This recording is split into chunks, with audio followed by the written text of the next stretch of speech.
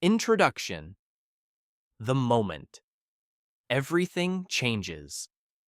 Close your eyes for a moment. I want you to think about the last time you had something important to say in English and you could not say it. Not because you did not know the words, not because your grammar was completely wrong, but because somewhere between your thought and your mouth, something broke down. Something slipped.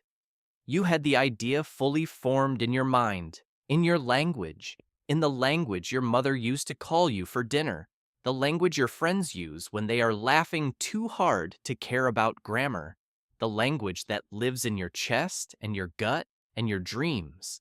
And then you tried to pour that thought into English and it came out wrong. It came out slow. It came out incomplete. And in that moment, you felt something that millions of non-native speakers feel every single day. You felt like you were standing behind a thick wall of glass, watching the conversation happen without you. I know that feeling.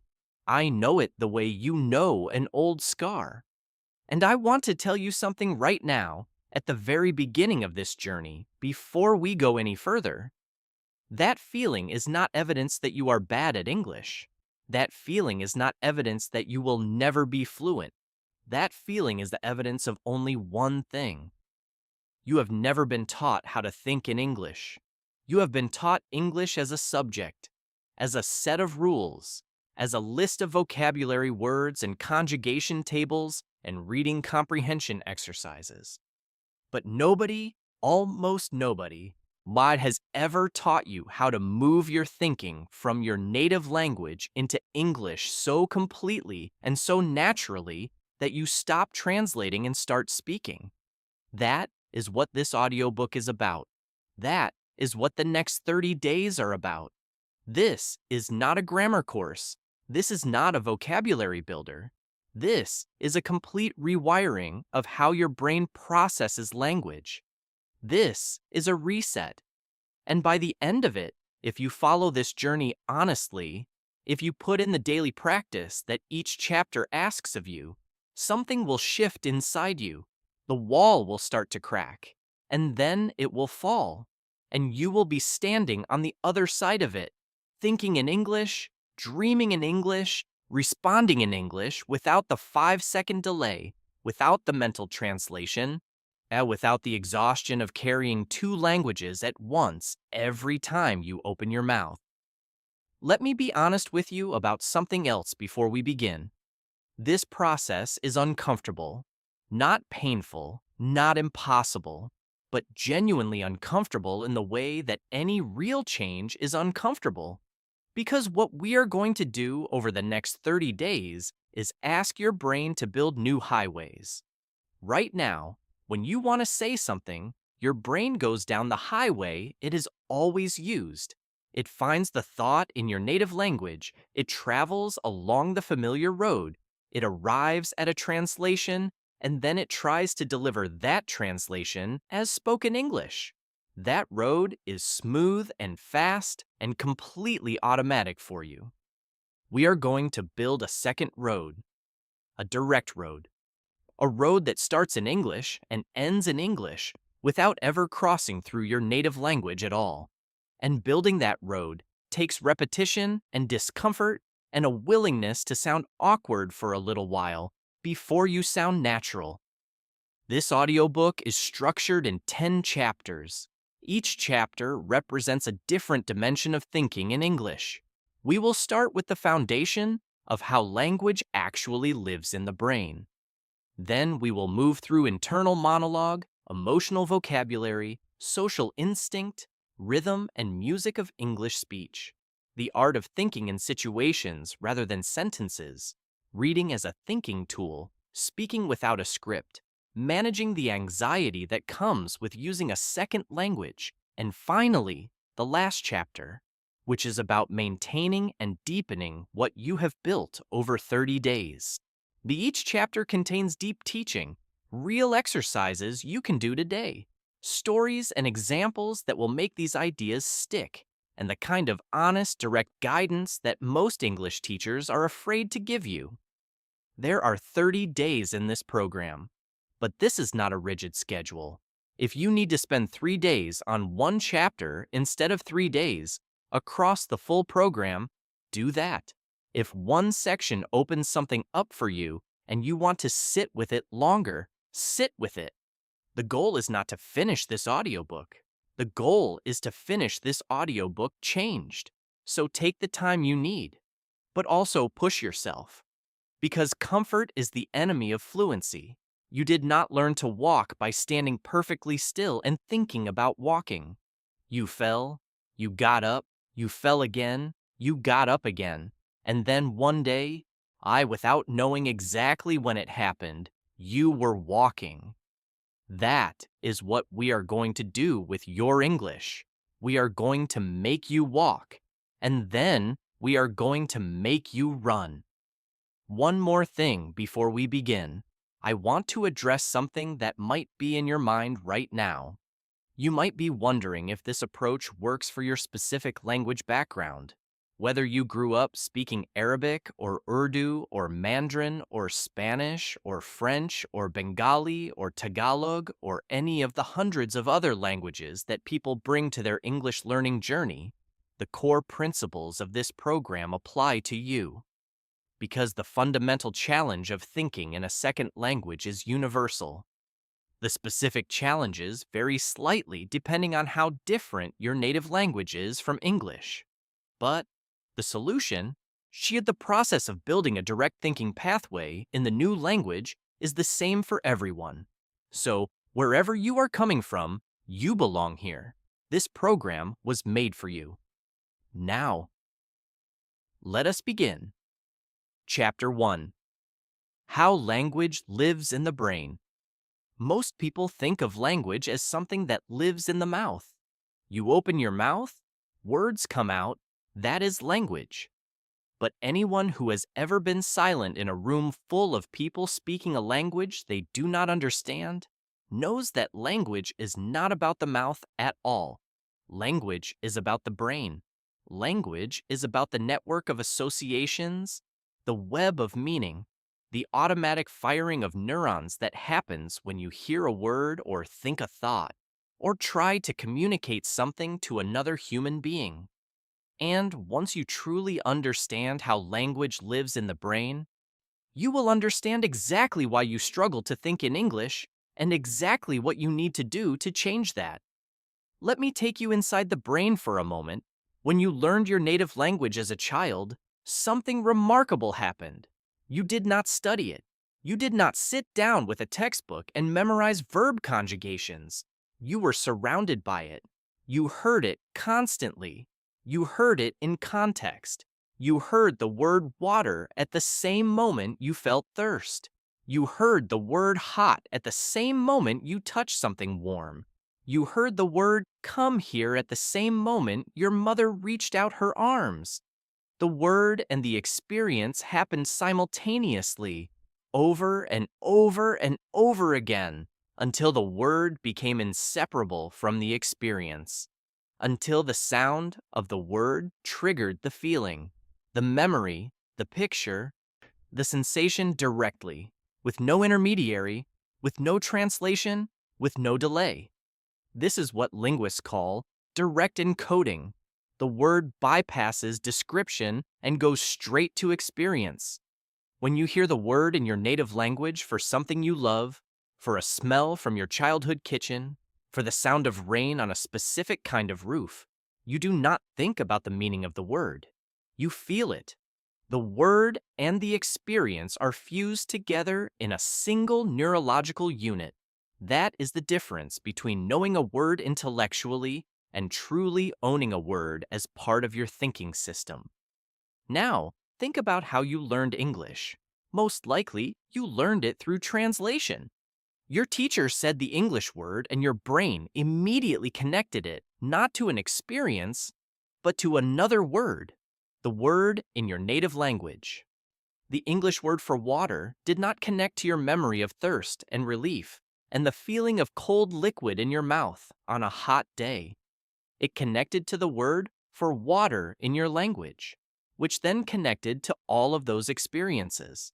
So there are 2 steps instead of 1. English word, native language word, experience. That extra step is the wall of glass I mentioned at the beginning. That extra step is the delay.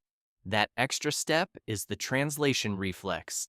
And that translation reflex, that deeply wired habit your brain built during years of studying English as a subject rather than experiencing English as a language, is what we are going to dismantle over the next 30 days. Here is something important to understand about the brain's language network. It is not located in one place. There is no single language center in the brain where all of this happens. Language is distributed across many regions. There is an area involved in processing the sounds of language. There is an area involved in understanding the meaning of words. There is an area involved in producing speech. There is an area involved in reading. There is an area involved in the emotional weight of language, the feeling that certain words carry. All of these areas work together in a vast network. And when you learn a language as a child through direct experience, all of these areas get connected together simultaneously. When you learn a second language through translation in a classroom, these areas get connected more narrowly, less completely, with more gaps in the network. The good news is that the brain is plastic. That word, plastic, and in the context of the brain, does not mean fake or artificial. It means moldable. It means changeable. It means capable of being reshaped by experience.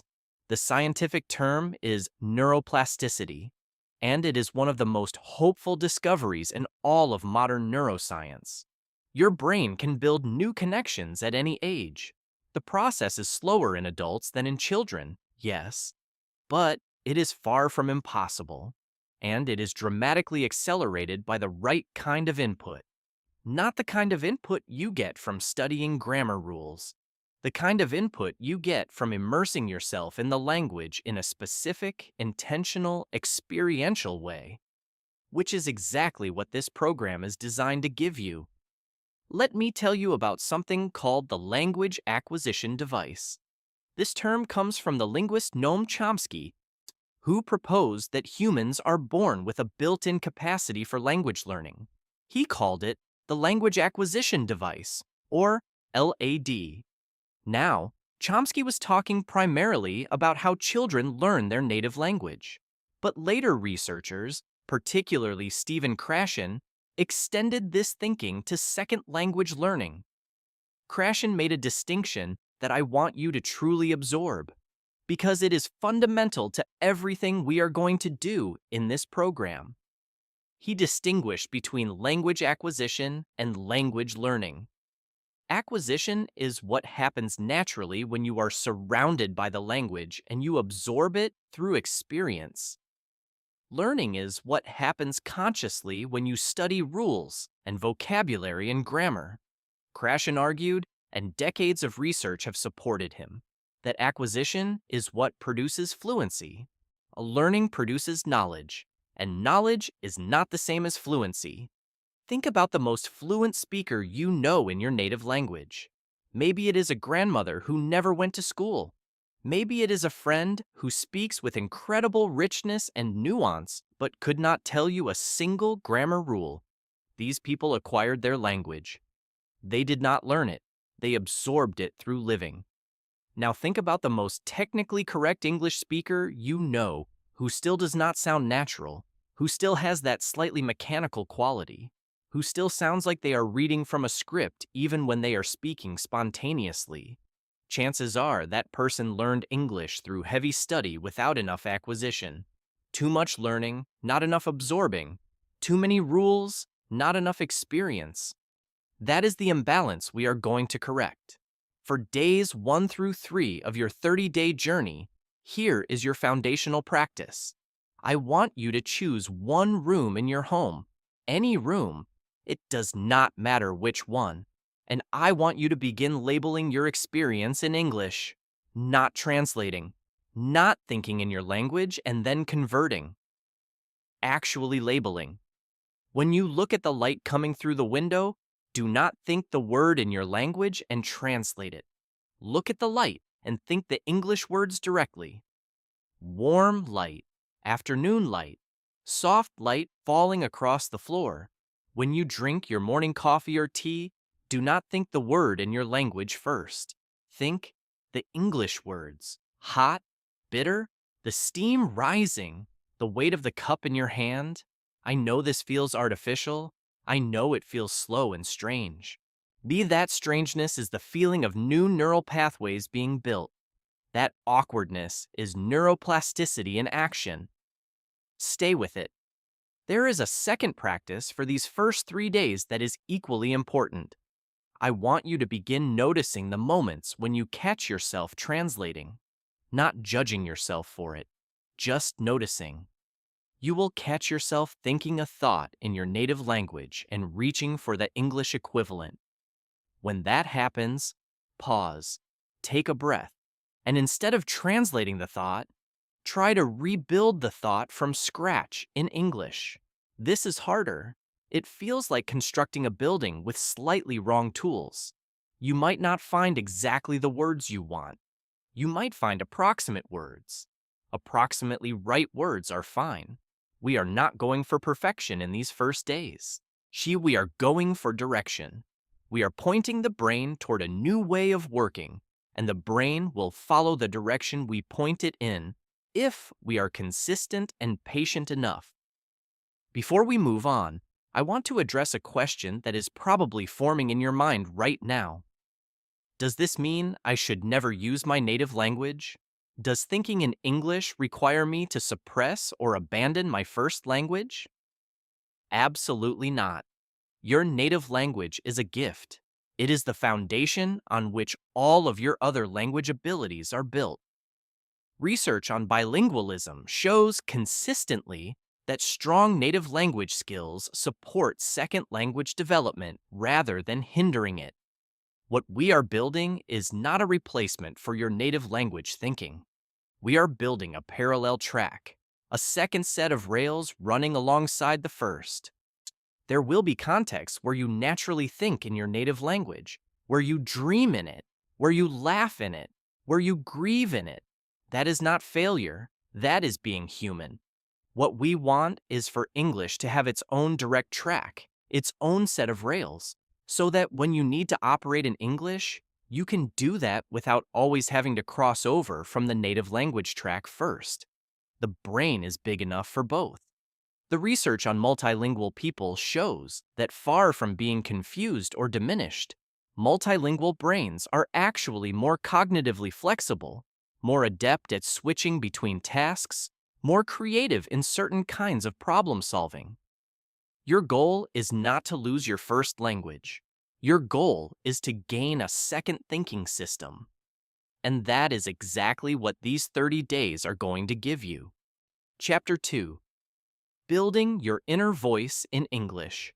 There is a voice in your head right now, not a metaphorical voice, an actual voice, your own voice, the internal narrator that runs constantly in the background of your waking life. It is the voice that comments on what you see. It is the voice that plans your day and rehearses conversations and argues with itself about decisions. It is the voice that tells stories about what just happened to you and what might happen next. It is the voice that, right now, is probably translating or processing or reacting to what you are hearing in this audiobook. That voice, your inner voice, is the most important thing in your entire English learning journey. Because whatever language your inner voice speaks, that is the language you truly think in. And right now, for most of you listening, that inner voice speaks your native language. Even if your English is quite good, even if you have been studying for years, even if you can hold a sophisticated conversation in English, the moment you are alone, the moment there is no external pressure to perform in English, the voice in your head reverts. It goes home. It goes back to the language it has always lived in. Your mission, starting today and continuing through every day of this program, is to begin moving your inner voice into English. Not all at once, not by force, but gradually, consistently, persistently, the way water gradually reshapes stone, not by attacking it, but by flowing over it again and again and again until the stone takes a new shape. Let me tell you about a man I will call Ibrahim. Ibrahim was a software developer who had learned English at school, could read technical documentation fluently, could write clear emails, could even participate in international meetings. But in every meeting, he felt 3 steps behind everyone else. By the time he had processed what someone said, translated it in his head, formulated a response in his native language, translated that response into English, and opened his mouth to speak, the conversation had already moved on. He felt perpetually late to his own conversations. He felt like he was watching English happen rather than participating in it. When Ibrahim started working on his inner voice, everything changed. Not in a week, not in 2 weeks, but over the course of about 6 weeks of consistent daily practice, something shifted. He started noticing that he was sometimes thinking in English before he even realized he was doing it. Then the inner voice had started moving, and as the inner voice moved, the delay shrank. The gap between thought and speech narrowed. And then, one day, in a meeting, he answered a question quickly, without hesitation, without that awful awareness of the translation process happening in real time. He answered as himself, in English. So how do you actually build an inner voice in English? There are several techniques I want to teach you, and I want you to start using them today, this week, not after you feel more ready. Because more ready never comes until after you have already started. The first technique is called the running commentary. This is exactly what it sounds like. Throughout your day, you provide a running commentary on your own experience in English.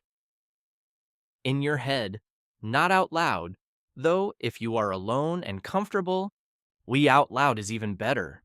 You narrate what you are doing the way a nature documentary narrator might describe an animal going about its daily life. I am walking to the kitchen. The floor is cold under my feet. I need coffee. The machine makes that sound it always makes in the morning. The smell is coming before the coffee is even ready. I am tired, but not as tired as yesterday. I am thinking about the meeting later.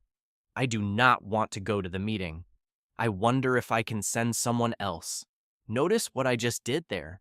That running commentary was not formal English. It was not grammatically perfect English. It was not impressive English. It was thinking English. The kind of English that lives in the mind rather than performing on a stage. You do not need perfect grammar for your inner voice. You need flowing English. You need English that moves. Because a flowing river with a few rocks in it is infinitely more useful than a perfectly still pond. The second technique is called English for decisions. Whenever you are making a decision during the day, even a tiny one, make that decision in English. Not just the final verdict, but the weighing process. Should I eat this or that? Well, I had something heavy yesterday, so maybe I should have something lighter today. But I am actually quite hungry. Maybe something in the middle. I will have the soup and a piece of bread. That felt good. Decision made in English. This is more powerful than it sounds, because decision making is one of the most cognitively demanding things we do. When you wire your English into your decision making process, you are connecting it to a very deep and active part of your thinking life. You are not adding English as an extra layer on top of your thinking. You are weaving it into the thinking itself. The third technique is called emotion narration. This one requires a little courage. When you feel something during the day, name it in English. Not just the basic emotion word, not just happy or sad or angry, describe it. I feel this strange combination of excitement and dread right now, the kind you get before something big is about to happen. Or there is a low-level irritation in my chest that I cannot quite locate. Something about the way that conversation ended is sitting wrong with me. Or I feel unexpectedly light today, like something I was carrying has been set down without my noticing. This technique does two things simultaneously. It builds your emotional vocabulary in English, which is one of the most underdeveloped areas for most language learners, and it creates a direct bridge between your inner emotional life and the English language. When English becomes the language you use to understand your own feelings, it stops being a foreign language and starts becoming a personal language. The fourth technique I want to give you is called the opinion generator. Throughout the day, form opinions about what you encounter and form those opinions in English. Not deep philosophical opinions, just the ordinary opinions that pass through the mind constantly. That advertisement is irritating. This street is more crowded than usual today. The music coming from that shop is actually quite good. And I disagree with what that person just said on the radio, but I understand why they think it. This food is almost right, but missing something. These micro opinions, formed in English, in your inner voice, are building something crucial. They are building the habit of English as your evaluation language, the language in which you judge, assess, appreciate, criticize. That is a profound level of integration. Now let me address something practical. There will be times when you cannot find the English word for what you want to say to yourself, and your inner voice will go quiet or fall back to your native language. That is okay. When that happens, do not fight it. Instead, notice the gap. Make a mental note that you want to find that word later, and then, in a few minutes, if you have access to a phone or dictionary, look it up. Write it down if you can. But here is the important part. When you find the word, do not just add it to a vocabulary list. Do not study it as a vocabulary word. Instead, go back to the original experience that created the gap and relive it with the word now in place. You were walking outside and you wanted to describe the way the air smelled after rain, but you did not have the English word. Now you have learned that the English word is petrichor. Go back in your mind to that walk, to that smell, and attach the word directly to the sensory memory. This is how vocabulary becomes truly acquired rather than merely learned. The word petrichor does not live in your English dictionary. It lives in your nose and your memory of wet pavement and open air. There is a stage in building your inner voice that I want to warn you about, because it is discouraging when you reach it and you do not know it is normal.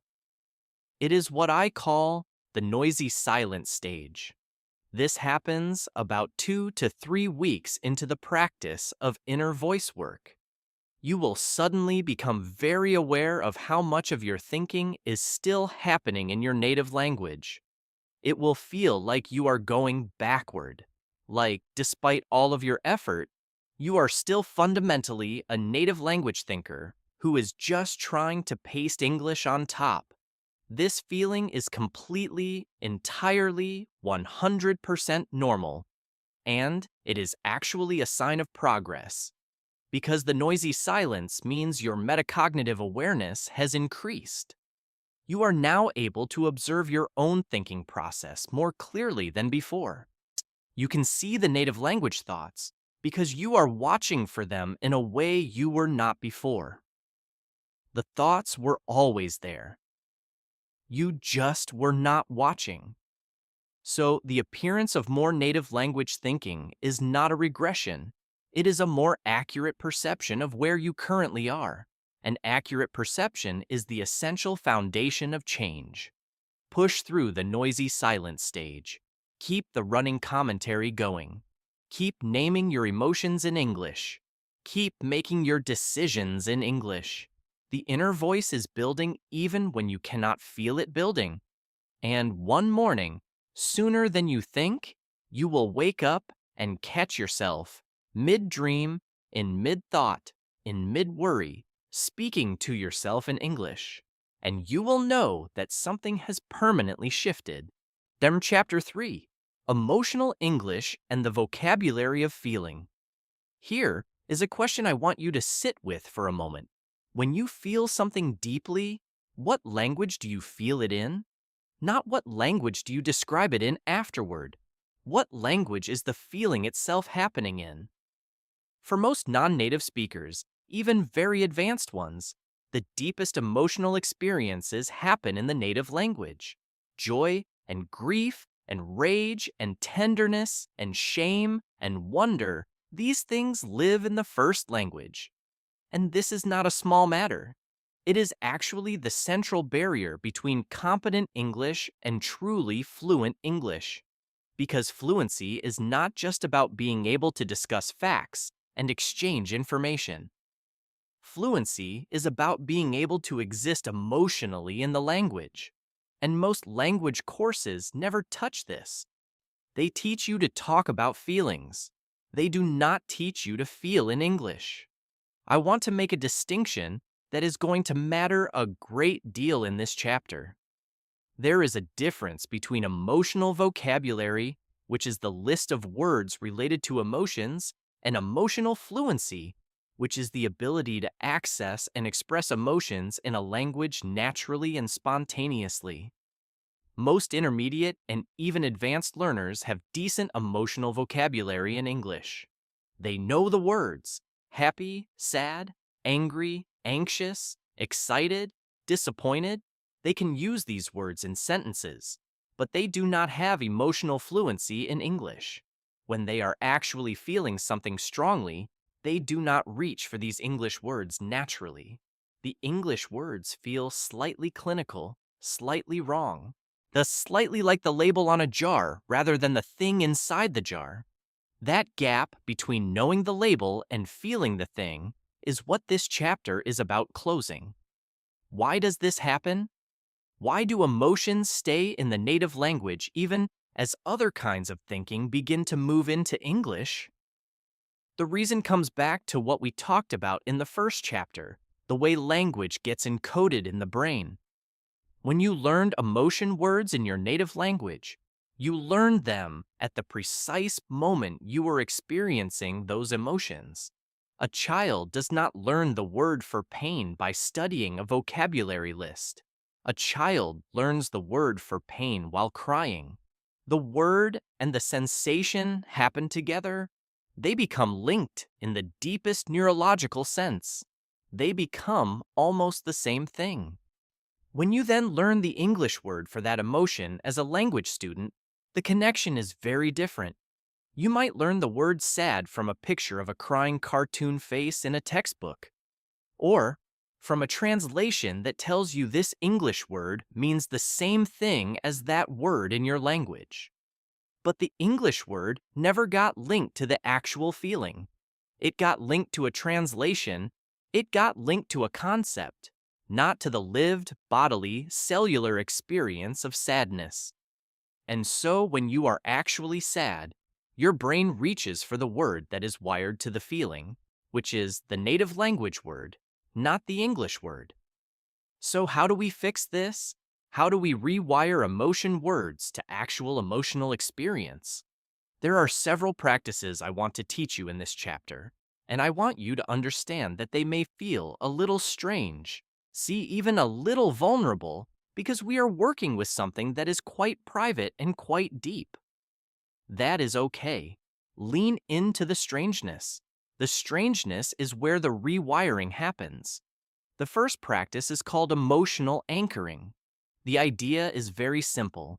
Whenever you experience an emotion during the day, no matter how small, you name it in English at the exact moment you are feeling it. Not afterward, not in reflection, right then, in the middle of the feeling. You are stuck in traffic and the frustration is rising. Right now, in that moment of frustration, you say to yourself in English, I am frustrated. Not as a translation, not as a description, as a label that lands directly on the feeling. Say it to yourself several times if necessary. I am frustrated. This is frustration. I feel frustrated.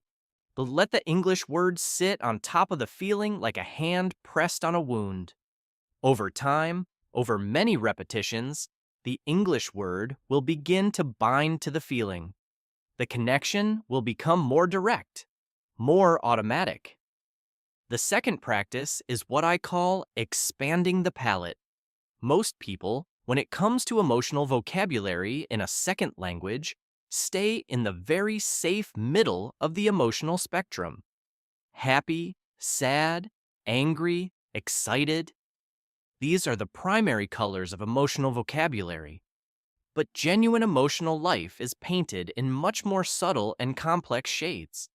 And one of the things that makes people sound truly fluent is not just that they use English words for emotions, but that they use precise and specific English words for nuanced emotional states. So I want you to begin learning what I call the subtle words. Here are some examples of what I mean. Instead of just nervous, there is apprehensive, which is nervous about something specific in the future. There is anxious, which is nervous but more diffuse and harder to locate. There is jittery, which is nervous in a physical, almost bodily way. There is on edge, which is nervous in a way that makes you reactive, jumpy, defensive. Each of these words names a slightly different emotional experience. And when you learn to reach for the precise word, rather than the generic word, something important happens. Your English becomes more expressive. But also, and this is the deeper point, you begin to understand your own emotional experience more clearly through the act of naming it precisely. Language does not just describe experience. Language shapes experience. So when you learn to say I feel apprehensive rather than I feel nervous, you are not just finding a fancier synonym. You are locating the feeling more accurately. You are seeing it more clearly. And that clarity makes the English feel more real, because it is actually helping you see the thing more clearly. Let me give you a list of subtle emotion words that I want you to begin absorbing over the next few days. I want you to learn these not from a vocabulary list, but from experience. After I describe each one, I want you to search your memory for a time when you felt exactly that thing. Connect the word to your personal memory of the feeling. Melancholy. This is not the same as sad. Melancholy is a gentle sadness, often without a specific cause. It is the feeling of listening to music that makes you miss something you cannot quite name. It is the feeling of a beautiful sunset that makes you feel slightly lonely, even if you are surrounded by people you love. Have you ever felt that? If you have, that was melancholy. The word is yours now. Wistful. This is the feeling of longing for something from the past while knowing, with a kind of peaceful acceptance, that it is gone. It is the feeling of looking at photographs from 10 years ago and smiling and aching at the same time. Wistful is sadness that has made peace with itself. It still has a sting, but a gentle one. Elated. This is not just happy. Elated is elevated happiness. The kind where your feet barely feel the ground. The kind where you want to tell strangers. It is the happiness that has physical buoyancy to it. Relieved. This is the feeling after you have been worried about something and then the thing resolves well. It is the feeling of unclenching, of setting down a weight you did not realize you were still carrying. Overwhelmed? This is the feeling of too much at once. Too much emotion, or too much information, or too many demands. It is the feeling of a cup that is too full. Accomplished. This is the particular satisfaction of having completed something difficult. It is not just happiness. It is the satisfaction of a challenge met, unsettled. This is the feeling when something has disrupted your sense of how things are supposed to be. It is a mild but pervasive discomfort, like a sound in the walls that you cannot locate. These are just a beginning. I want you to spend the next several days 4 through 7 of your 30-day journey, so focused on emotional anchoring and palate expansion. Every morning when you wake up, notice the feeling tone of the morning. Is it hopeful, heavy, neutral? Name it in English. Every evening before sleep, do an emotional inventory in English. What did you feel today? Not what happened to you. What did you feel? Use the subtle words whenever you can. If you do not know the word, approximate. If you feel something that you cannot quite name in English, describe it in English using words you do have. Something like, I feel a kind of tired that is not physical. It is more like my motivation ran out of fuel. That description, even without a single precise word, is more fluently English than saying I feel tired when you mean depleted. Then there is one more dimension of emotional English that I want to address in this chapter, and it is the dimension of humor. Humor is one of the last things to develop in a second language because humor is so emotionally and culturally specific. The timing of humor, the reference points, the willingness to be slightly absurd. These things are deeply cultural, and for many non-native speakers, the fact that they cannot be funny in English or cannot laugh easily at English jokes creates a real sense of disconnection, a sense that in their native language they are a full person with depth and wit and playfulness, and in English, they are a reduced version of themselves. Flat, earnest, serious.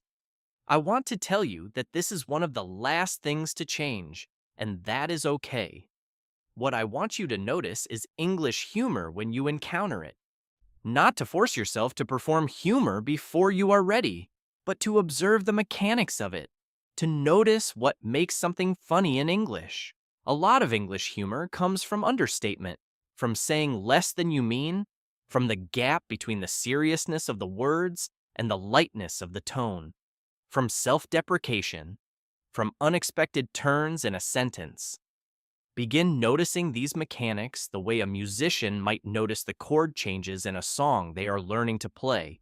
You do not have to play it yet, but you are beginning to understand how it works, and that understanding will become play when you are ready. Chapter 4. Social English and Reading the Room. Language does not happen in a vacuum. Language happens between people. It happens in rooms with temperature and history and unspoken rules. It happens in conversations where half of what is being communicated is not contained in the words at all, but in the pauses and the glances and the tone of voice and the physical distance between bodies and the specific way someone holds a coffee cup while they listen to you. This entire layer of communication, the layer that exists around the words rather than in them, is what is sometimes called pragmatics. And it is one of the most overlooked and under-teached areas of language education. You can have perfect grammar and an enormous vocabulary and still completely miss what is happening socially in a conversation if your pragmatic understanding of English is not developed. Pragmatic competence is the ability to use language appropriately in social contexts. It is knowing not just what to say, but when to say it, how to say it, and how much to say, and what to leave unsaid. It is knowing the difference between blunt and direct, between polite and formal, between friendly and familiar. It is knowing when silence is comfortable and when it is awkward and what fills each kind of silence differently.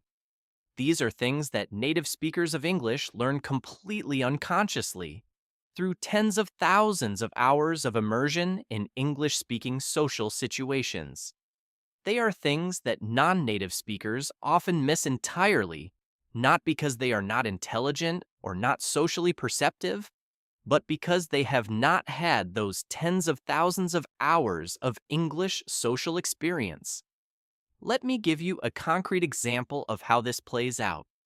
In many cultures and languages, when someone asks you how you are doing, they genuinely want to know. They expect a real answer.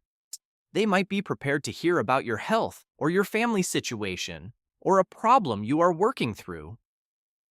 In English, particularly in American and British English, the question, "How are you?" or "How are you doing?" is almost never a genuine inquiry into your well-being.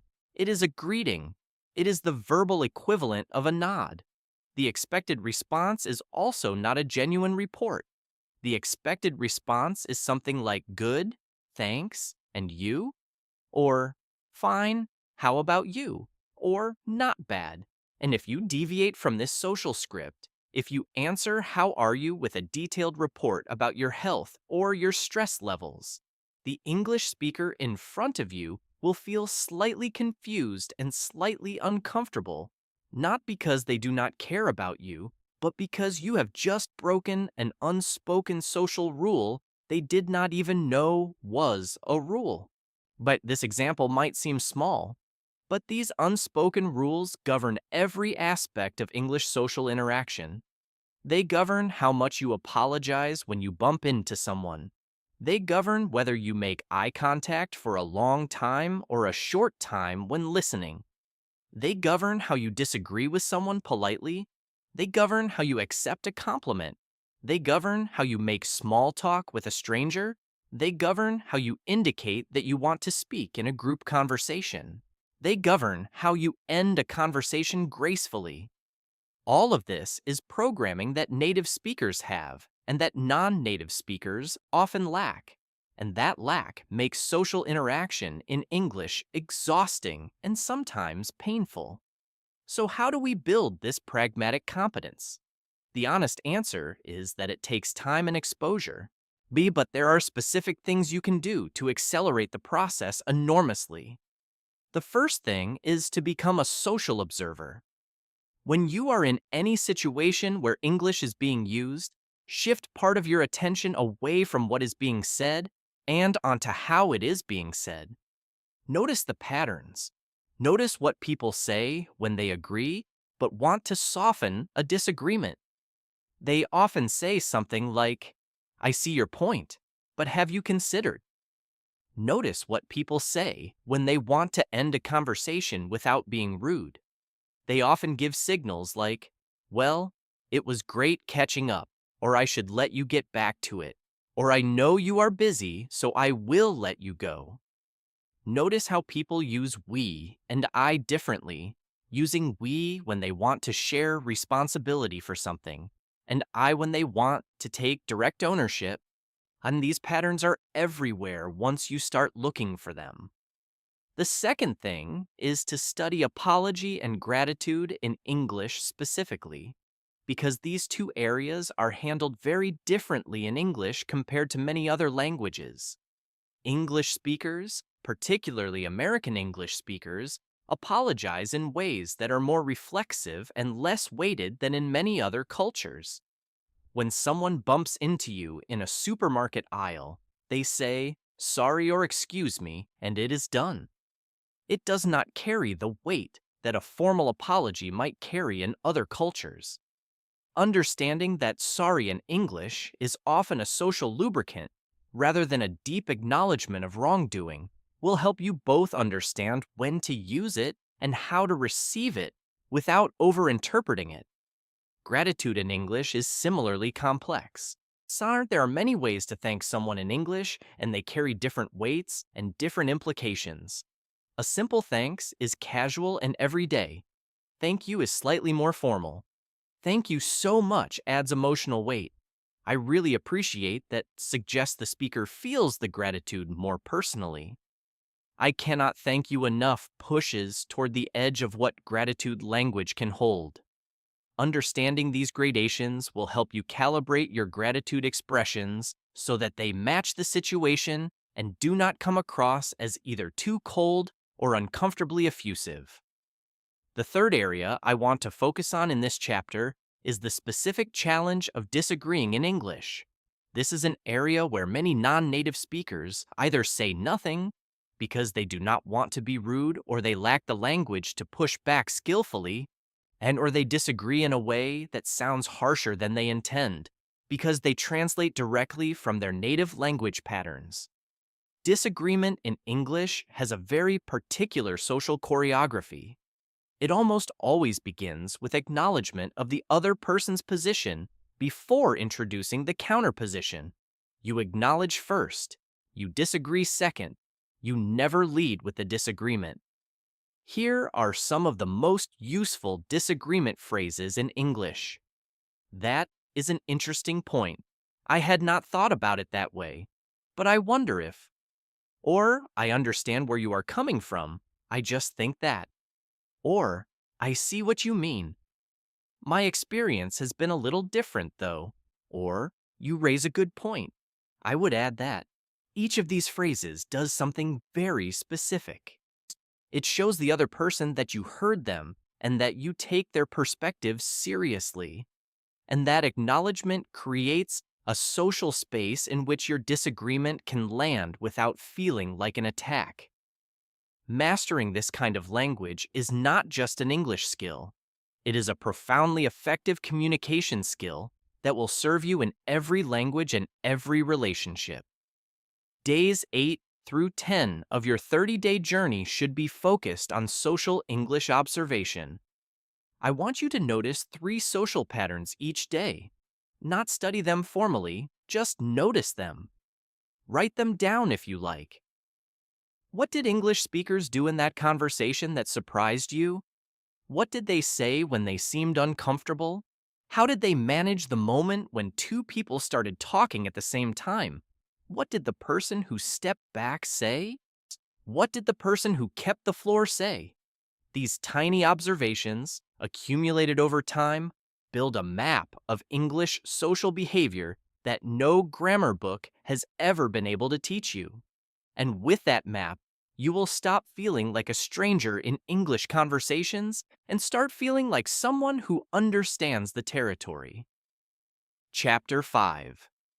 The Music of English and How to Hear It.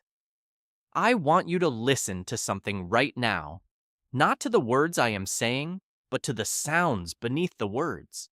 The way the voice rises and falls, the places where the emphasis lands, the rhythm of the phrases, the length of the pauses, the difference between a sentence that sounds confident and a sentence that sounds uncertain, even when the words are exactly the same.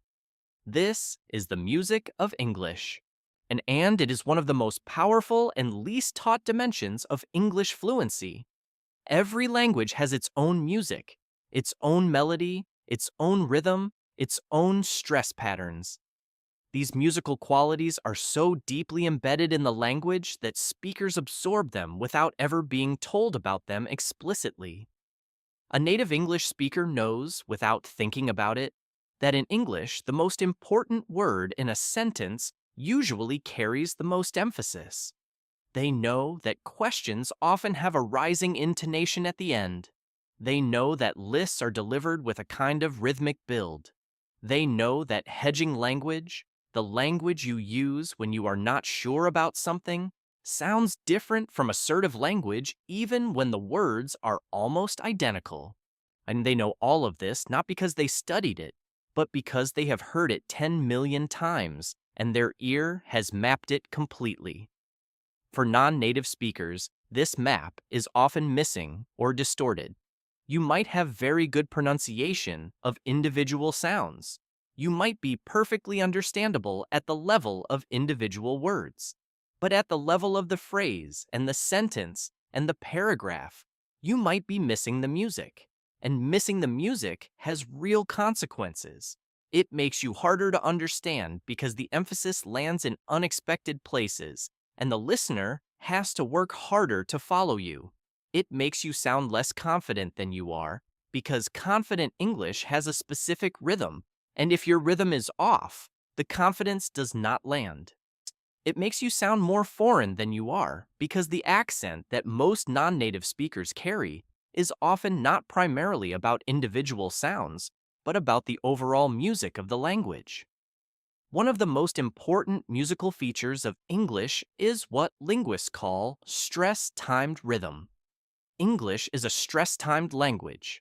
This means that in natural English speech, the stressed syllables in a sentence tend to occur at roughly regular intervals of time, regardless of how many unstressed syllables fall between them. The unstressed syllables get compressed and squished together to fit into the space between the stressed ones. This is completely different from syllable-timed languages, where every syllable gets roughly equal time. Many of the languages that English learners come from are syllable-timed: Spanish, French, Mandarin, Arabic, Hindi, Japanese. If your native language is syllable-timed, then when you speak English, you might naturally give equal weight to every syllable, which makes your English sound more formal and less natural than native speech, and can actually make it harder for native speakers to follow you because they are not getting the rhythmic stress cues they are used to. I am going to give you a concrete example of how this works. Listen to this sentence said two different ways. We are going to the market this afternoon. If you give every syllable equal weight, the sentence sounds like a robot reading a script. But if you speak it with natural English stress timing, most of the syllables get swallowed and compressed, and only a few syllables carry the weight. It sounds almost like, "We're gonna the market this afternoon." The syllables in between the stressed ones are shorter and weaker. They almost disappear. This is not sloppiness. This is natural English. Reducing unstressed syllables is one of the most important aspects of English music, and it shows up most clearly in what are called function words. Function words are the small grammatical words that hold sentences together. Words like to, of, and, the, a, for, at, in, it, was, were, are, have, has, had. In natural English speech, these words almost always get reduced. The word to sounds like to. The word and sounds like un or en. The sounds like thua before consonants and the before vowels. The word for sounds like fur. The word of sounds like uv. Native speakers make these reductions automatically, and they do not even notice they are doing it. When you hear these reductions in natural English and your ear is not trained for them, you might think people are speaking too quickly. You might think you are missing words. You are not missing words. You are missing the reduced forms of words. For the next phase of your 30-day journey, days 11 through 13, I want you to focus entirely on your ear, not on speaking, on listening, specifically on listening for music. Here are the exercises. Exercise 1. Listen to any piece of spoken English, a podcast, a YouTube video, a film, anything with natural conversational speech. But listen with your eyes closed and do not focus on the meaning at all. Focus only on the rhythm. Tap your finger on your knee with the stressed syllables. Feel the pattern. It will sound almost like a heartbeat, a drummer finding a groove, and feel the music before you analyze it. Exercise 2. Take a short piece of spoken English, maybe 15 or 20 seconds from a podcast or a film. Listen to it 10 times. On the first 3 listens, just absorb it. On the next 3 listens, try to shadow it. Shadowing means you speak along with the recording at exactly the same time, matching the speaker's voice as closely as possible, not repeating after them. Simultaneously with them. This is one of the most powerful language learning techniques that exists, and it is dramatically underused. When you shadow, you are not thinking about meaning. You are performing the music. You are imitating the rhythm and the intonation and the pace before your conscious mind has a chance to interfere. On the last 4 listens, shadow again, but try to match not just the rhythm, but the emotion. It's the confidence or casualness or enthusiasm of the speaker. Exercise 3. Read a passage of English out loud to yourself, any passage, and deliberately stress the important words. Make those words louder and longer, and deliberately reduce the function words. Make them faster and softer. Exaggerate this at first. Make it more dramatic than you think you should, because you are training the muscles of your mouth and the habits of your voice. Exaggeration during practice produces naturalness in performance. There is another dimension of English music that I want to touch on before we move to the next chapter. That is intonation and what it communicates beyond meaning. The same English sentence can communicate completely different things depending on intonation. Consider the phrase, "That is interesting." Said with a rising, the enthusiastic intonation, it means genuine interest and delight. Said with a flat, descending intonation, it can mean the opposite. It can be a politely coded way of saying I find this boring or I disagree, but I am not going to say so directly. The words are identical. The meaning is completely different. This is the social power of music and language. And developing your sensitivity to English intonation, both in listening and in speaking, will transform not just how you sound, but how deeply you understand what is actually being said to you. Your ear is your most powerful tool in this entire program. Trust it. Train it. Feed it enormous amounts of natural English input every single day. Podcasts during your commute. Films without subtitles when you are brave enough. Conversations you overhear in public. Radio. Everything your ear absorbs is doing work, even when your conscious mind is elsewhere. The ear is always open. The ear is always building the map. Give it the material it needs. Chapter 6. Thinking. In situations, not sentences, here is one of the most important shifts I want you to make in how you think about English. Most language learners, especially those who have gone through formal education in English, think about the language in terms of sentences. They think about building correct sentences. They think about the grammar of each individual sentence. They think about whether each sentence they produce is right or wrong. And this sentence-level thinking, while it has its uses in the early stages of learning, is one of the biggest obstacles to fluency at more advanced stages. Because real language does not happen at the sentence level. Real language happens at the situation level. What do I mean by situation-level thinking? I mean that when you are in a real conversation, you are not constructing individual sentences and then stringing them together. You are responding to a situation. The situation has a context, a history, a social dynamic, an emotional tone, a set of goals and needs. And your language is responding to all of that simultaneously, not just to the grammatical requirements of the sentence you are currently building. Fluent speakers are not sentence builders. They are situation responders, and the difference is enormous. Let me give you an example. Imagine you are in a meeting and a colleague says something that you think is factually wrong, and it affects a project you care about. A sentence-level thinker will pause, think about what they want to say, try to build the right sentence in English, check the grammar, and by the time they open their mouth, the moment has passed. A situation-level thinker will respond to the situation automatically. Their language will emerge from their understanding of the context. What is the relationship between us? How serious is this error? What is the tone of this meeting? How strongly do I feel about this?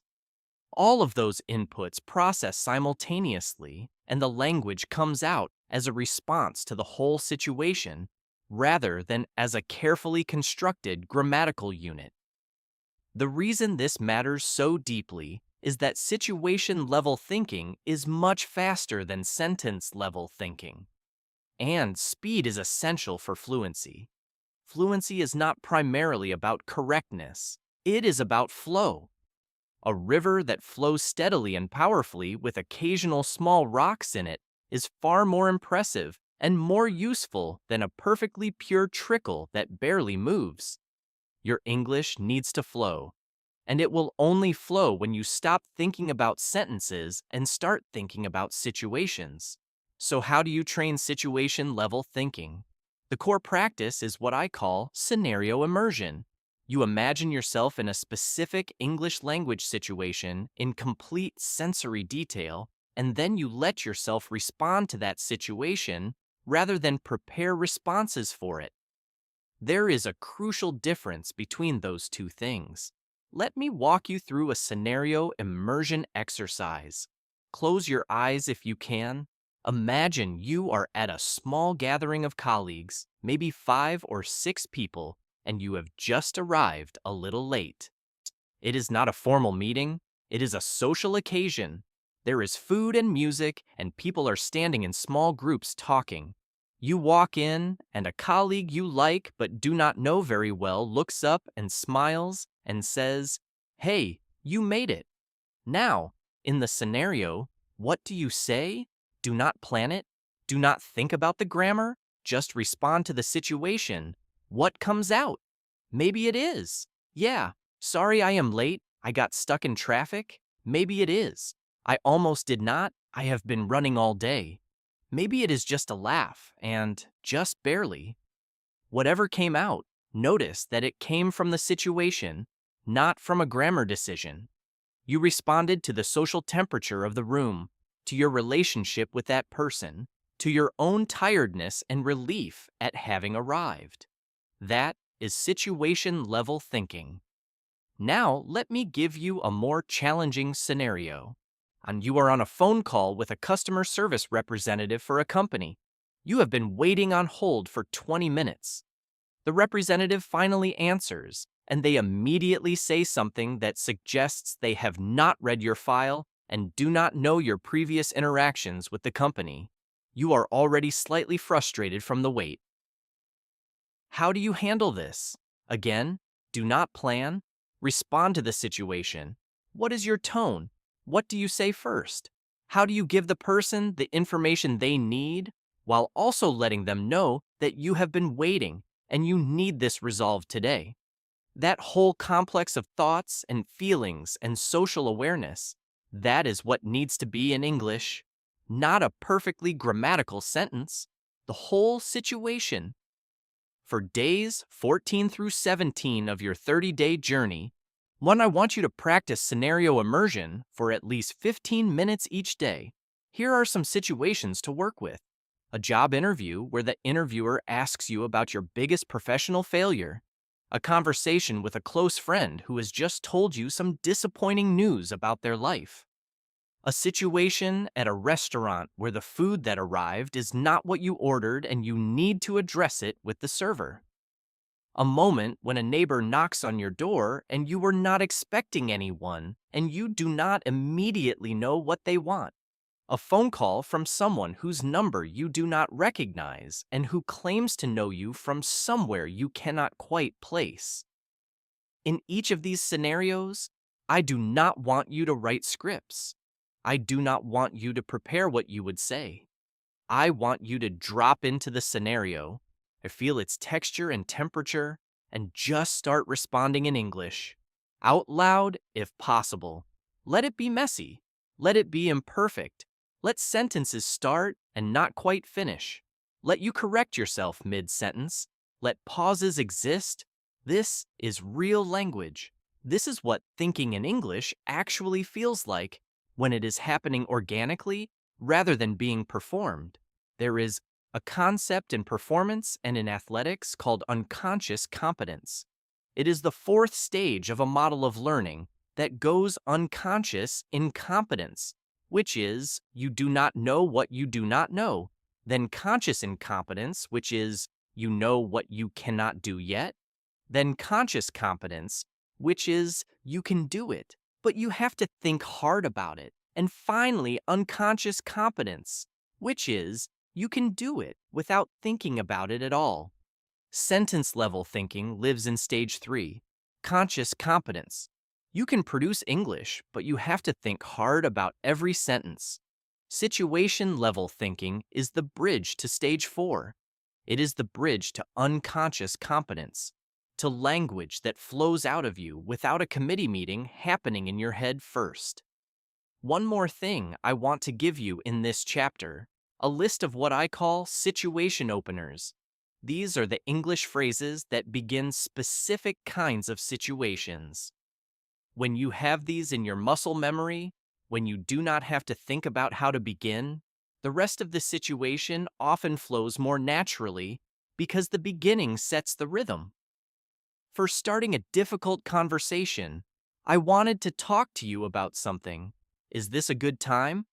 Or, there is something on my mind, and I would rather say it than not say it. For asking for help? I hate to bother you, but I am really stuck on something. Or, I could use another pair of eyes on this if you have a few minutes. For giving feedback that includes criticism. Can I share something I noticed? And I want to be upfront that it is just my perspective. For handling a misunderstanding, I think we might be talking past each other a little. Let me try again. For buying time when you need to think. That is a fair question. Let me think for a second. Or, I want to give you a real answer. So give me just a moment. These are not scripts. They are launch pads. Once you have launched, the situation takes over. And the more you practice launching, the more naturally the situation language will follow. Dear Chapter 7, Reading as a Thinking Tool. Most people think of reading as a passive activity. You sit still, your eyes move across a page or a screen, information enters your brain. Reading as input. But I want to introduce you to a completely different way of thinking about reading. Reading as a thinking exercise. Reading not as something you do to absorb information, but as something you do to inhabit a way of thinking.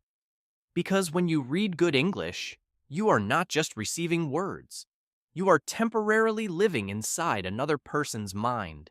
You are experiencing how they construct their thoughts, how they move from one idea to the next, how they choose to explain something, how they handle complexity, how they balance precision with readability, and all of that is a form of cognitive apprenticeship in English thinking. But let me make this concrete. When you read a beautifully written paragraph in English and you read it not to get the information but to feel how it is built, something happens in your brain that is different from ordinary reading. Your language processing systems begin to absorb the patterns at a deeper level. The structure of the sentences starts to feel familiar in a way that will make those structures available to you when you need them in speech and writing. This is why extensive reading in a target language is one of the most powerful things a language learner can do. Not reading textbooks, not reading simplified readers designed for learners, reading real, actual, good English, the kind that was written by someone who loves language and uses it with care. Now I know what some of you are thinking. You are thinking that reading real English is too hard, that you have to look up too many words, that the process is so slow and laborious that it does not feel like learning. It feels like punishment. And I want to address this directly, because I think most non-native speakers who try to read in English make a fundamental mistake. They try to understand everything. They try to achieve total comprehension.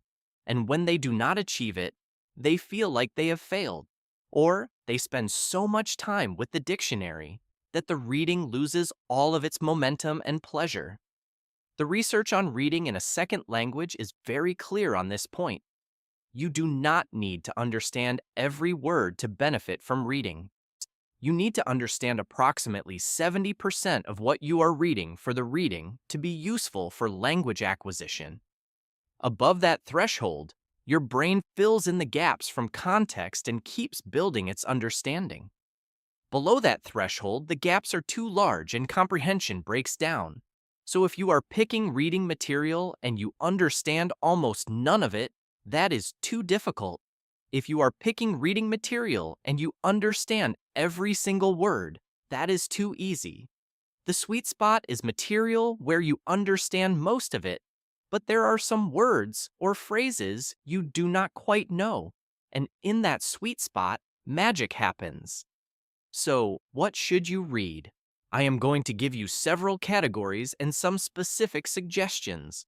The most important criterion is this: read something you actually find interesting. Because interest sustains reading the way fuel sustains a fire. Without genuine interest, the reading will feel like labor and you will stop.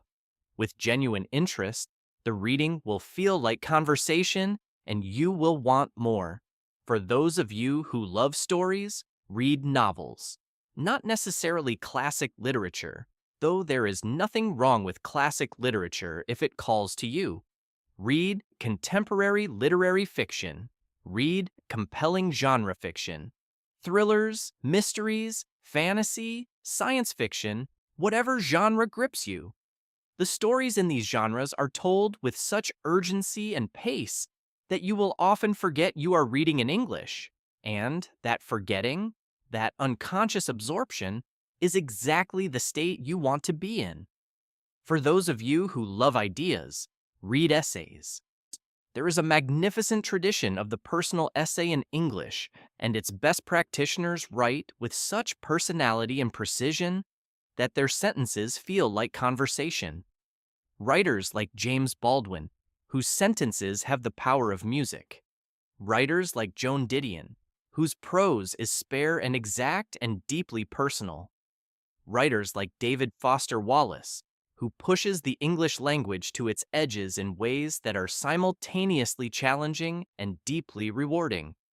You do not have to read these people in full books right away. Start with single essays. Many of the best essays in the English language are available free online. For those of you who are practical and work-focused, read long-form journalism. Publications like The Atlantic and The New Yorker publish articles that are models of clear, sophisticated English thinking. The topics range from science to politics to culture to human interest. The writing is accessible but not dumbed down. It respects the intelligence of the reader while also being very clear.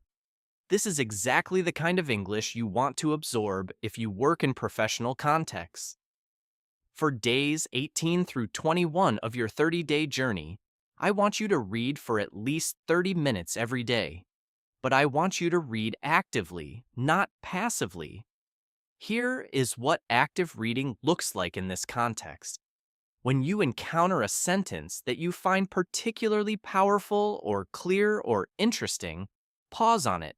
Read it again. Read it out loud if you can. Ask yourself how the writer built this sentence. What word did they put at the beginning? What word did they put at the end? The most important position in an English sentence is usually the end. The last word or phrase carries the most weight. Notice where the emphasis falls. Notice the rhythm. Notice the choices that were made. There is a specific reading practice that has transformed the English of many non-native speakers I have worked with. I call it reading aloud with full voice. You take a passage of English prose that you find beautifully written and you read it aloud, not quickly or mechanically, but with full commitment to the language. You bring the same energy you would bring if you were performing it. You feel the rhythm. You emphasize what the writer emphasized. You take the pauses the writer built into the punctuation. You inhabit the voice of the prose. This practice simultaneously improves your reading comprehension, your pronunciation, your rhythm, your intonation, and your connection to written English as a spoken thing. Because good prose was always meant to be heard, even when it is read with the eyes. Let me also address the role of vocabulary building in reading. I do not want you to stop and look up every word you do not know. That kills the flow. But I do want you to develop what I call a word awareness. When you encounter a word you do not know, but that seems important and recurring, note it. Not by stopping the reading, but by marking it somehow. A dog ear, a mental flag, a word you will come back to. After your reading session, look up the 2 or 3 most interesting unknown words from that session.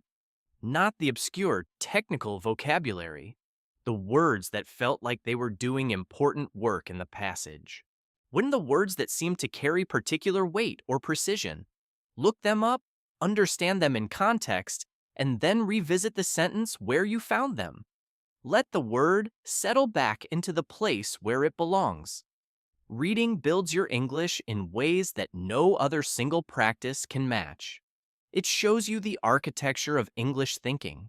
It shows you how complex ideas can be made clear.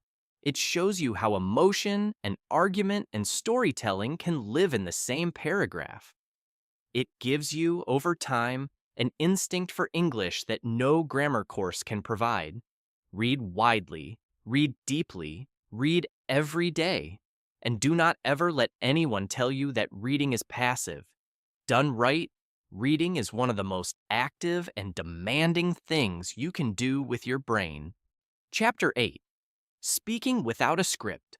The moment most non-native speakers dread more than any other is the moment when they are asked to speak in English and they have not had time to prepare. The spontaneous moment. The question that comes from nowhere.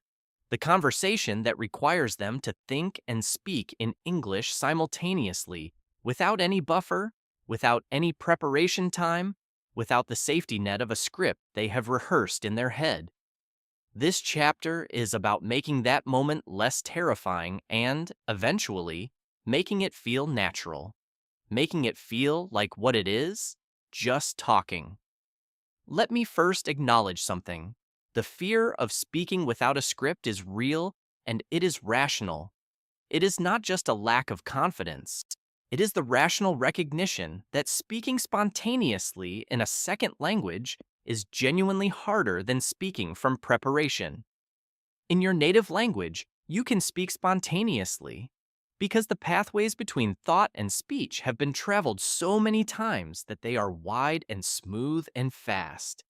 In English, those pathways are narrower and slower, and you are much more likely to encounter a fork in the road, a moment where you do not know which direction to go, a word you cannot find, a structure you are not sure of.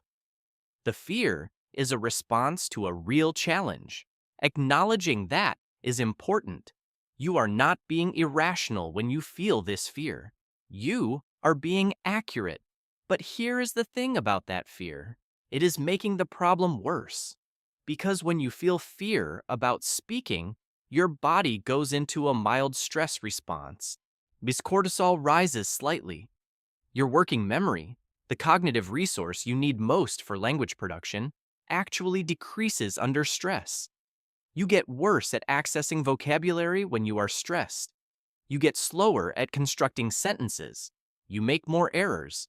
So the very thing the fear is trying to protect you from, making errors and sounding incompetent, the fear is actually increasing. The fear is self-fulfilling, which means that one of the most important things you can do to improve your English is to reduce your fear about speaking it. This sounds easier than it is. I know that. You cannot just decide not to be afraid. Fear does not respond to direct commands, but fear does respond to exposure. Gradual, consistent, manageable exposure. This is the same principle behind every evidence-based therapy for anxiety. You expose yourself to the feared thing in small, manageable doses, gradually increasing the dose as your tolerance increases. And over time, the feared thing becomes familiar. And familiar things do not frighten us. So here is the systematic program for speaking without a script that I want you to build into your days 22 through 25. Start very small. Day 22 is what I call solo speaking day. You speak out loud in English when you are completely alone and there is no possible audience. You talk to yourself about anything, about what you see around you, about what you are planning to do later, about a film you watched recently, about a thought that is on your mind. The point is not the content. The point is the practice of producing English speech without any script, without any audience, without any stakes. This is the lowest possible fear environment. Use it fully. Day 23 is recorded speaking day. You speak in English while recording yourself on your phone. This introduces a tiny amount of self-consciousness because you know you will hear it back. But there is no external audience. The stakes are still very low. After you record, listen back. Not to judge yourself harshly, to notice things. What did you notice about your rhythm? Were there long pauses? That is okay. Pauses are normal in spontaneous speech. Were there moments where you found your flow? Notice those. Were there words or ideas you could not quite reach? Make note of those.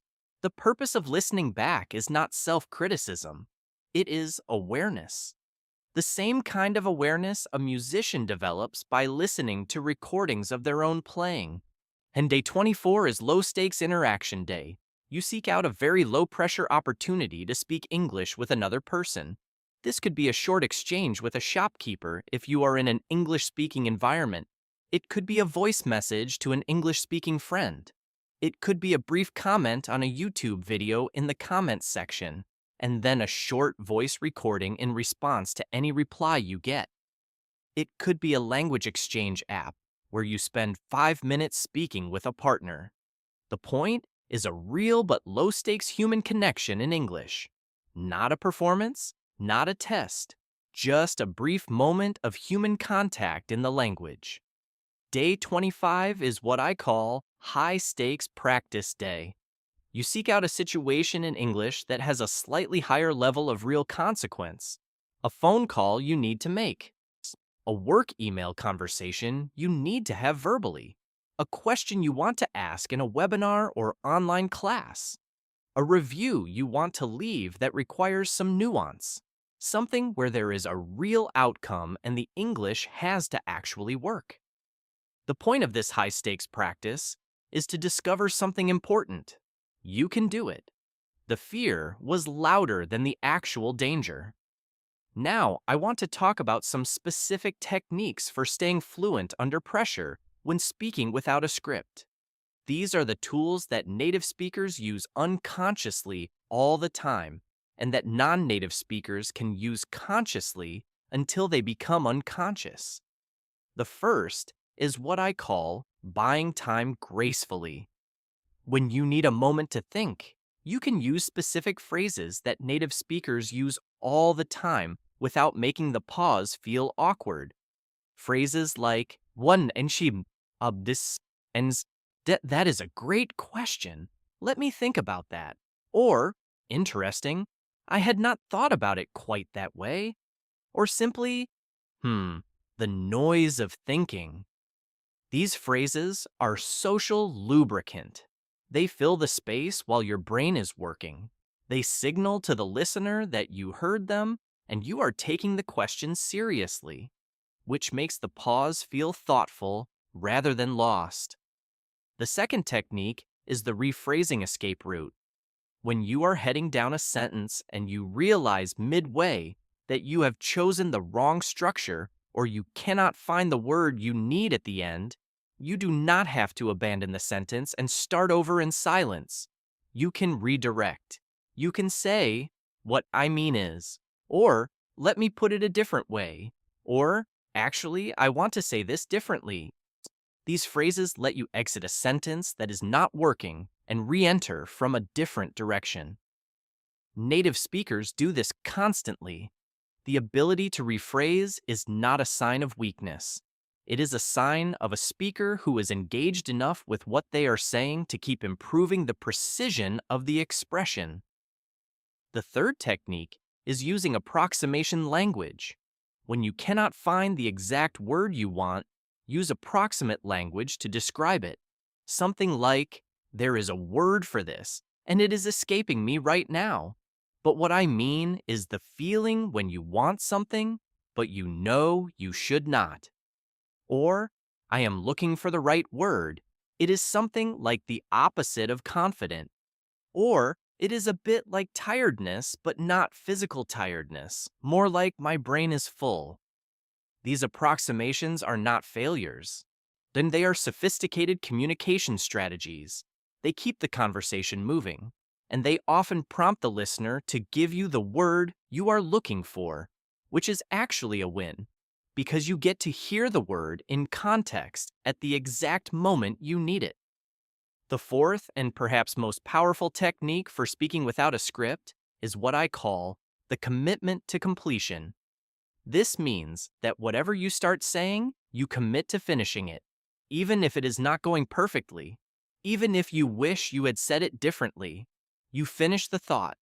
You do not trail off. You do not fall silent in the middle. You find a landing. This is more important than it sounds, because one of the biggest markers of confidence and competence in any language is the ability to land your sentences. Even a sentence that has a few grammatical imperfections but lands strongly gives a much better impression than a perfectly grammatically correct sentence that trails off into uncertainty. Land your sentences. Always land them. Chapter 9. The Anxiety Question and the Identity Shift. We have spent most of this audiobook talking about practical techniques and cognitive strategies. But there is a dimension of language learning that is not about technique at all. It is about identity, about who you are when you speak English, about the relationship between the person you are in your native language and the person you become, or fear you become, or hope to become in English. And this is the territory we are going to explore in this second to last chapter, because it is territory that, if you do not examine it consciously, can undermine everything else you have built. Let me start with a question that researchers in language psychology find very interesting. Who are you when you speak English? Not what is your name or where are you from? Who are you? What is your personality in English? Are you the same person you are in your native language?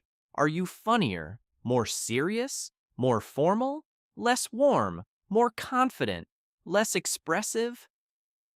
Most non-native speakers, when asked this question honestly, will say that they feel slightly different in English.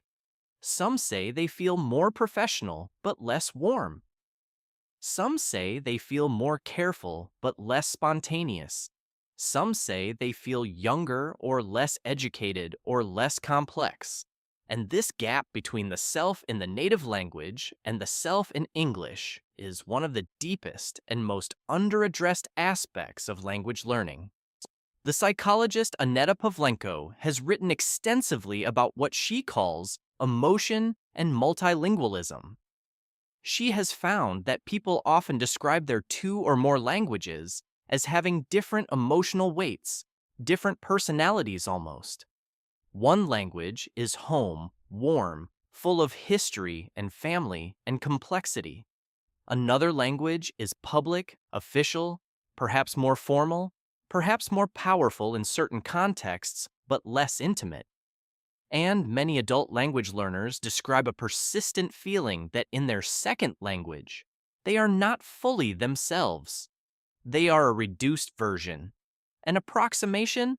This feeling is very real, and it has real consequences.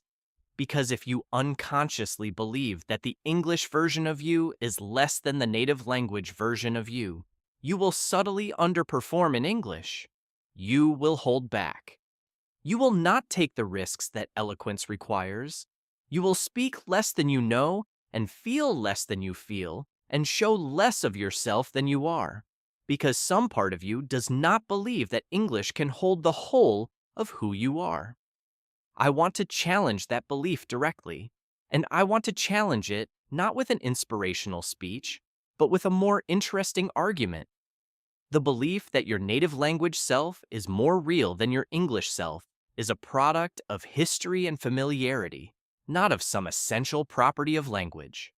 Your native language feels more real because you have lived more of your life in it, because you have had more formative experiences in it, because your deepest memories and your most profound relationships are encoded in it. But none of that makes the native language version of you more essentially you. It just makes it more familiar. And familiarity is not the same as truth.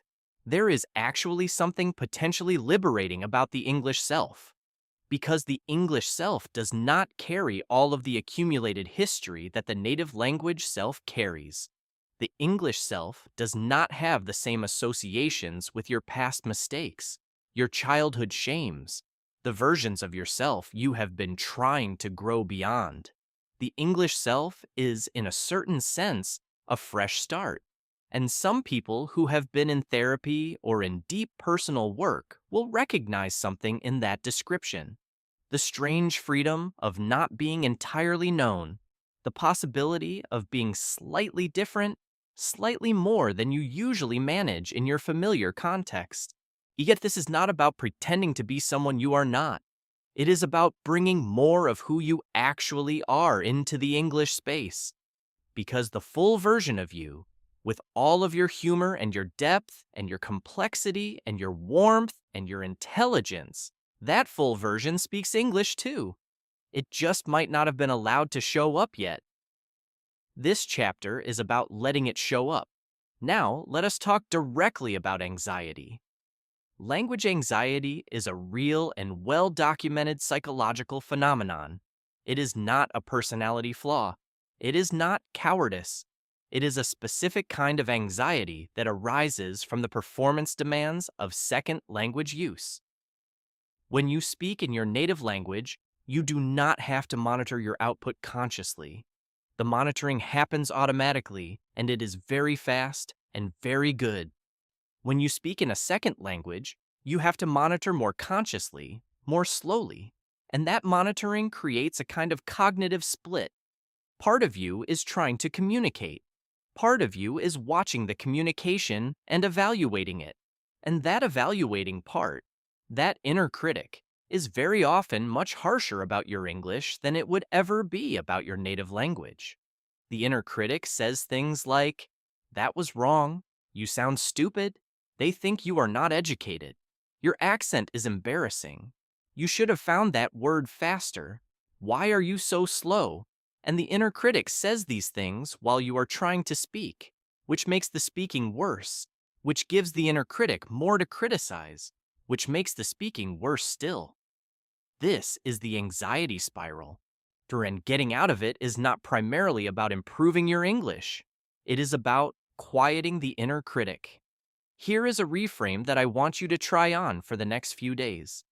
When you are speaking in English and something does not come out the way you wanted, instead of evaluating it as a failure, evaluate it as data. The sentence that did not come out right is not evidence that you are bad at English. It is data about where your current English abilities are and where they are growing. Data is useful. Data is not a verdict. Failure is a verdict. Data is just information, and information is the raw material of improvement. Another reframe that I find very helpful: when you notice that your English is making someone wait, that there is a pause while you find the word or the construction, and most of the time, the other person is not judging you. They are just waiting. They are used to waiting. They know you are speaking in a second language. Most of the evaluation that is happening in that pause is happening in your head, not in theirs. The audience for your inner critic is almost always just you. For days 26 through 28 of your 30-day journey, I want you to do a daily identity practice. Every morning, spend 5 minutes thinking about the English version of yourself that you want to inhabit today. Not a fake version, not a performance, but the version of yourself that is fully present, fully expressive, fully your complex and interesting self in English. Give that version of yourself a few qualities you want to bring forward today. Maybe today the English version of you is curious. Maybe today you are generous. Maybe today you are precise. Whichever qualities you name, set the intention to bring those into your English interactions today. This is not affirmation-style thinking. This is directional intention. You are pointing yourself toward a version of your English self that is fuller and more alive, and the brain moves toward what we focus on. So, point carefully. Chapter 10. The Life After 30 Days. We have arrived at the final chapter of this journey together. And I want to begin it by acknowledging something. 30 days is the beginning, not the end. It is the beginning of a new relationship with English, a new way of inhabiting the language, a new sense of what is possible for you as a speaker and as a thinker in English. But it is still a beginning. The real journey is everything that comes after. And this chapter is about how you take everything you have built in these 30 days and sustain it, deepen it, and let it become the permanent foundation of a life fully lived in English. Let me first take stock of what you have built. If you have followed this program with genuine commitment, not perfectly but honestly, you have begun to shift your inner voice toward English. You have started reconnecting emotion words to actual emotional experience.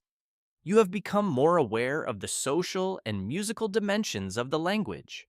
You have started thinking in situations rather than sentences. You have been reading in English as a thinking exercise. You have practiced speaking without a script. You have examined the relationship between your identity and your English. These are not small things. These are the foundations of genuine, deep, durable fluency, and they need to be maintained and built upon, not set aside when this audiobook ends. The single most important thing I can tell you about the life after 30 days is this. You must protect the daily practice, not the specific exercises from each chapter, the principle of daily contact with English.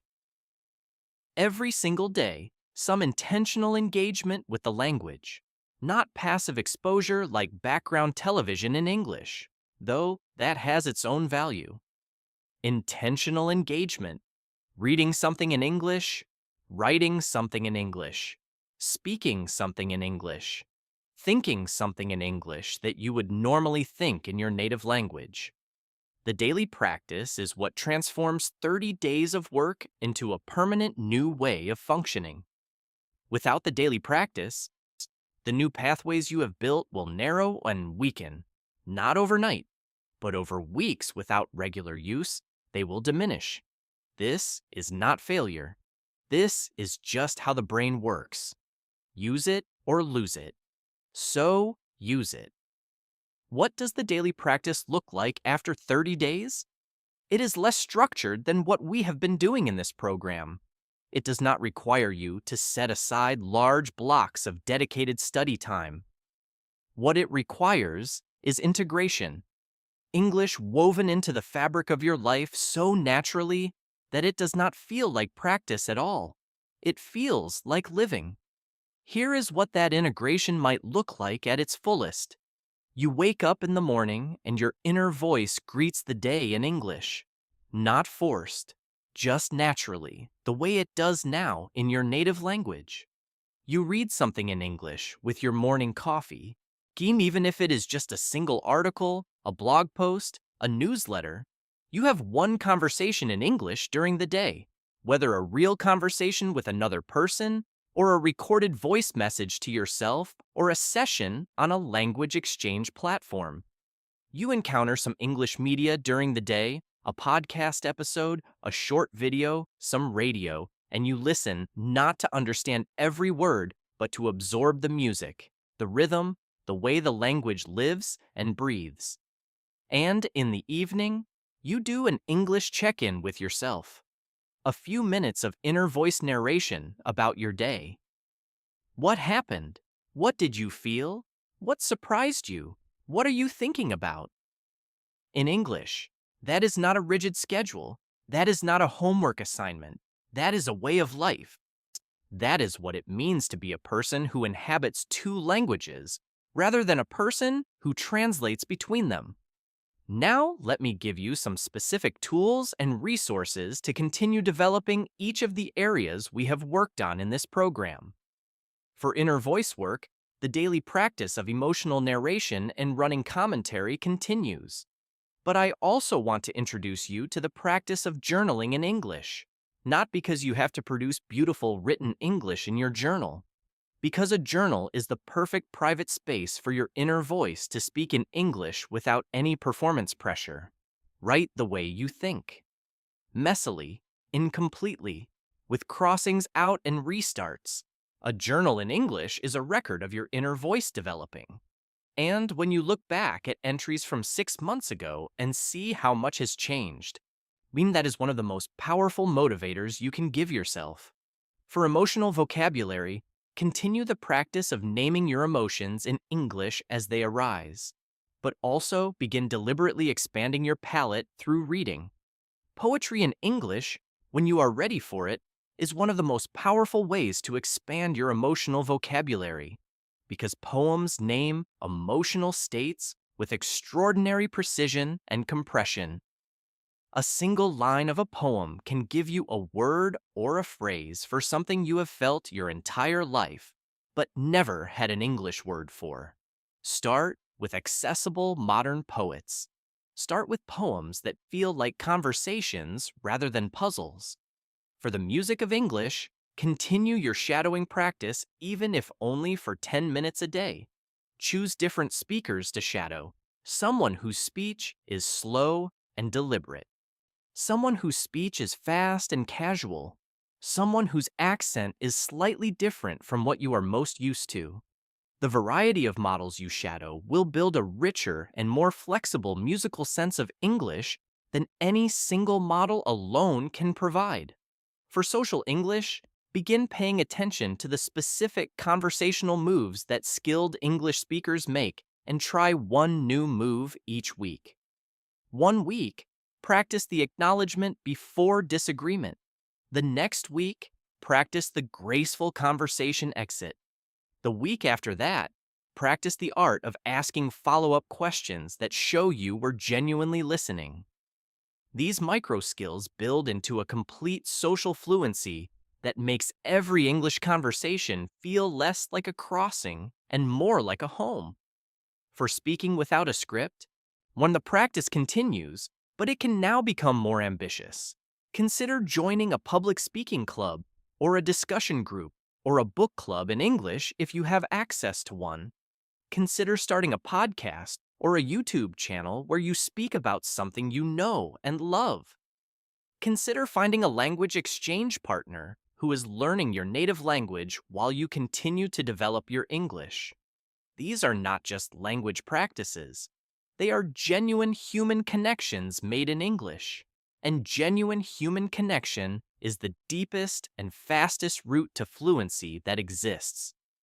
There is something I want to say to you now about the long journey ahead. There will be days when your English feels sharp and fast and alive, and you will feel like the fluency you have been working toward is right there, just on the other side of one more conversation. And there will be days when your English feels clumsy and slow, and you will feel like you have gone backward, like all of this work has produced nothing permanent. Both of those days are lying to you slightly. The good days overestimate how far you have come. The bad days underestimate it. The truth is in the trend. And if you keep the daily practice, the trend is always and inevitably upward. Language learning is not linear. It is not a straight line from beginner to fluent. It is more like a spiral.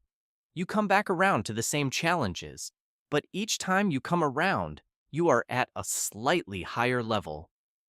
The challenge of finding the right emotional word is a challenge you face as an intermediate speaker and still as an advanced speaker. But the version of the challenge at the advanced level is so much richer and more interesting than the version at the intermediate level. The challenge of thinking in situations rather than sentences is a challenge you face now and will face in more complex situations in 5 years. But the version in 5 years will feel completely different from the version today. This is not a program that ends. It is a way of engaging with English that deepens without limit. Let me tell you about where this journey goes when it is fully realized. When you have truly internalized the practices of this program over months and years of consistent development, something happens that is very hard to describe, but that every person who has achieved genuine bilingual fluency will recognize. English stops being a language you speak and starts being a language you live in. The way your native language is not something you speak, but something you are. You will find yourself reaching for an English word because it names something more precisely than the word in your native language. You will find yourself laughing at an English joke in the moment it happens rather than a second later. You will find yourself dreaming in English. You will find yourself thinking the whole thought in English before you even know you are doing it. And in those moments, you will not feel like a foreigner in the language. You will feel at home in it. Not the same kind of home as your native language, a different home. One you built with your own effort and your own courage and your own willingness to be awkward and patient and persistent. But a home. I want to end this audiobook with a direct address to you. To the person who has been listening to all of this, who has been carrying this program through their days, who has been talking to themselves in English in the kitchen and narrating their commute and writing down the word petrichor because they wanted the English word for that smell. You have done something genuinely difficult. You have committed to changing the way your brain works, not the way you look or the way you dress or the way you organize your time, the way your brain works. That is one of the hardest and most valuable things a person can do. The English language is vast and beautiful and sometimes frustrating and occasionally maddening. And it will reward every ounce of effort you bring to it with a richness of connection and expression and opportunity that is difficult to overstate. The world in English is a world that is open to you in ways it was not before you began this journey. More conversations, more ideas, more relationships, more access to the accumulated thinking and storytelling and science and art that has been produced in this language for centuries. All of that is yours. You have been working toward it for 30 days. Keep working. The door is open. Walk through it. Thank you for spending these hours with the Speaking Reset. This is Munir, and this is your beginning.